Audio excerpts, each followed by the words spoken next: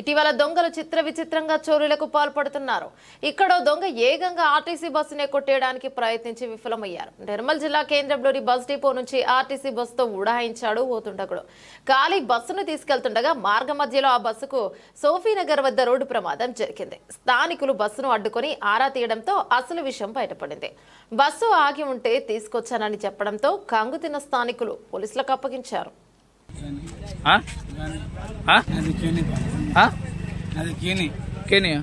Bus ఎందుకు వచ్చినావు?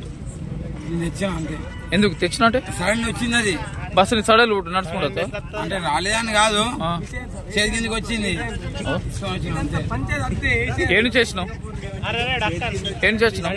నా తప్పు అయిపోయిందన్నా, తీసుకొని వచ్చి తప్పు అయిపోయిందన్నా. కానిస్టేబుల్ మాట్లాడుతున్నాను. డిపో నుంచి బయటకు వెళ్ళడంతో నేను అకస్మాత్తుగా చూసి అక్కడే ఉన్న పిహెచ్బి డ్రైవర్ 2 వీలర్ తీసుకొని వెనక ఫాలో అయ్యి పట్టుకోవడం జరిగినది. ఇక్కడ సోఫీనగర్లో